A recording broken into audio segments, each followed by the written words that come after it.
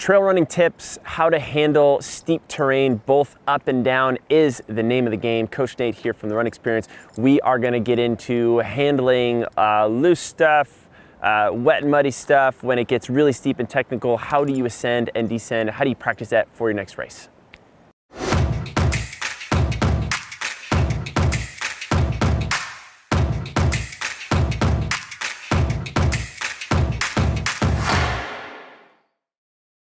So one of the hallmarks of trail running is getting off of the more moderate terrain and the pavement that you see on normal runs. We're gonna go on climbs that are way steeper, descents that are way steeper, and a lot of loose mixed gravel like we have here just below. Lovely, right? And there's a lot that goes on to being able to handle this type of terrain without slipping. So in today's video, I'm gonna give you some tips on how to go uphill, everything from changing your strategy going up, things to look out for, mistakes that people commonly make, the same thing for the descents, and then finally we're gonna finish with some ideas on how to attack this type of terrain, how to add it into your training so that you can hit these with confidence, and if you're racing one day, you can hit that with confidence too. So we want to talk about going up hills, and we're in the headlands here where there's a lot of climbs, and the climbs are pretty darn long and they can get pretty darn steep. And I want to show you this because depending on the terrain I'm in, the length of the climb, and the steepness of the climb, I need to make decisions as a runner how I attack it. A lot of times if I'm coming off the road, there's a pride thing in walking. I never want to walk. I feel like if I'm walking on the road, it's defeated. Well, when you get into the trail running scene, walking is a key strategy because the hills can get so long and so steep. They ping your heart rate so high, you get anaerobic, that if you try to run too much too soon, you burn yourself out. And if you're doing anything like, say, the North Face 50K, which a bunch of us did last fall, where it was a 30-mile race with over 7,000 feet or about 7,000 feet of climbing, if you try to run those hills with the wrong strategy early on, you are gonna pay for it dearly early on. So we wanna put our climbing really into three buckets. The first bucket is going to be the runnable hill, where I might just start. I'm gonna have that shorter, compact stride, and I'm just gonna think about cruising nice and steady all the way up, not trying to overexert, not trying big, powerful lunging steps, just cruising that way. Sometimes the hill is so steep, or it's so long, or it catches you super late into the race where you're gassed, where what you're gonna have to do is maybe run a few steps, run a few steps, hike a few steps, run a few steps, hike a few steps. And the numbers that I like to start with is 20 and 20. Can I run 20? Can I hike 20? Especially if I'm on a long, sustained, steep climb. And of course, if the terrain gets really steep, like, come here, all the way up here, right? When it gets to this super steep stuff, what I'm probably gonna be doing is just hiking, trying to use my hands and my thighs, working my way up as I go. So we have those three categories of climbs. I wanna be good at all three of them, which means I wanna hit terrain that covers all three. The next section, I'm just gonna talk about some common mistakes I see with people in their hill climbing.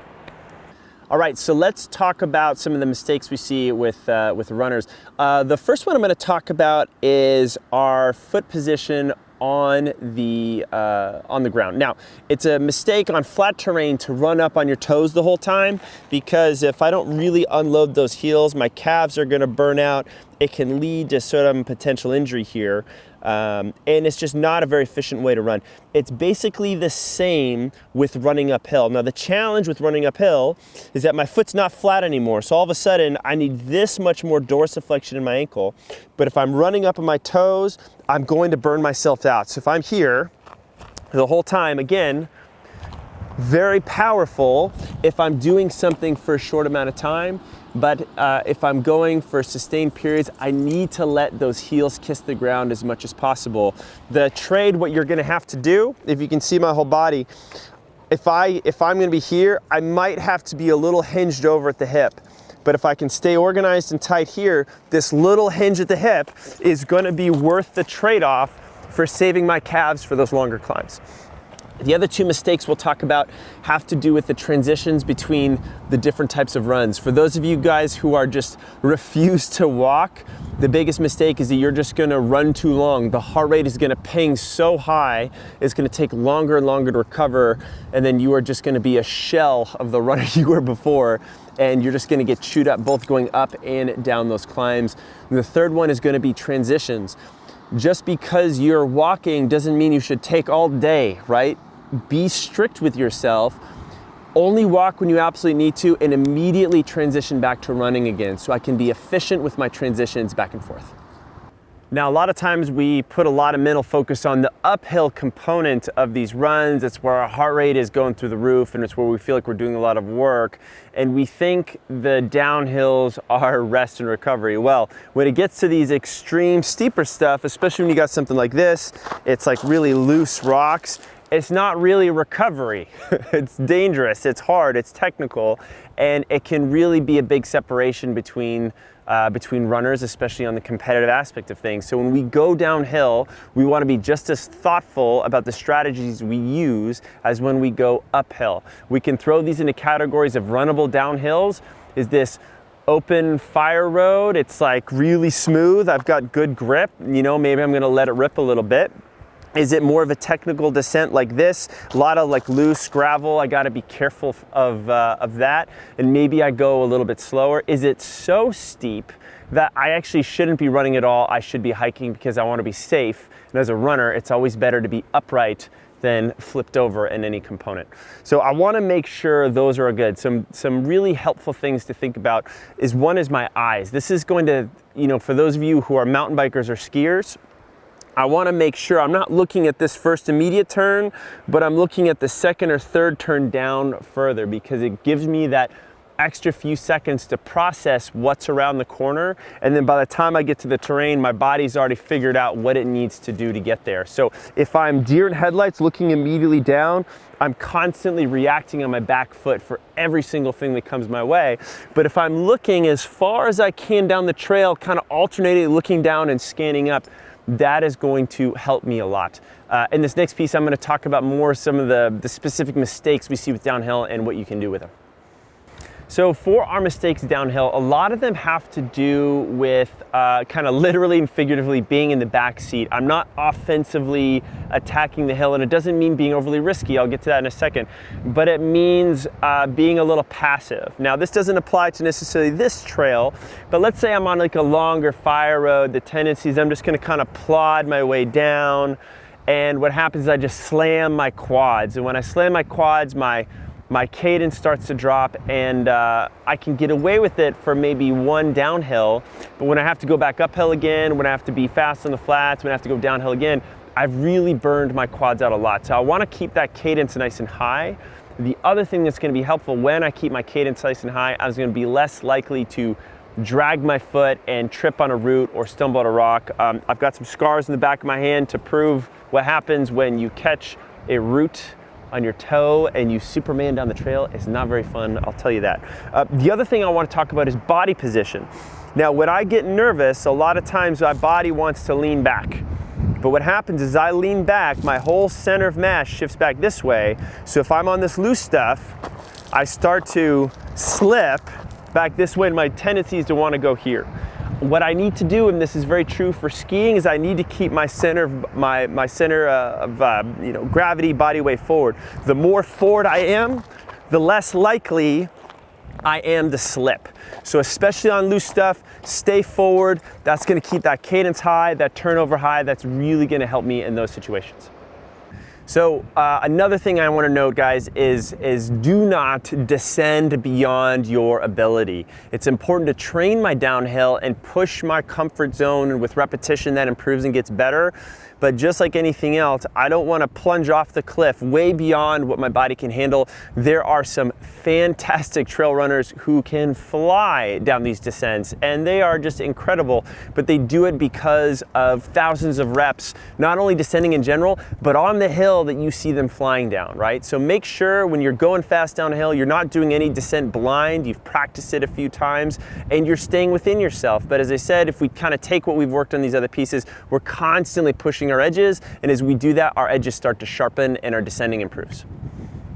So a few other things to keep in mind about trail running and handling that steep terrain. Gear becomes very, very important. I'm holding up here a shoe I've been running in a decent amount, the Nike Wild Horse. This is not a particular endorsement of this shoe. I do like it, but I run in a lot of other trail shoes too. Just particularly to feature is just this. Right? We need a shoe with some teeth on the bottom, especially when we start going up higher and descending down steeper stuff, because it really makes a difference. If you're just on a fire road and it's pretty moderate, yeah, take your regular road shoes, you'll probably be fine. A few other things to think about. Right now, and I'll have Holly just scan down again just to look at this. This course, super loose. This is a very different descent than, let's say, if it was wet in the winter and all of a sudden this was a little drier and a little tackier. So sometimes the same trail could really change depending on the time of year. Sometimes when things are a little wet, things get down, I wouldn't slip as much. I could feel more confident on this descent. And then of course it could get so muddy that it's stuck into my shoes and it's glopping around. So we want to pay attention to the time of year we're running in that type of weather. And finally, guys, train your uphills and your downhills. I've hinted to this throughout the whole video, but choose some climbs, choose some descents, do some double loops in your trail runs, run it and then run it again. It's a very different experience on fresh legs than when you run at the end of the run and you can evaluate how you did on tire legs. The more you do that, the more confident you'll get with these things, the better your ascending and descending will be, and just the more you'll enjoy those trails. Shit. It's in my head. I was gonna go one way and then I thought about going another, and it was like, well, hey, deer runners. How you feeling today? What's going on?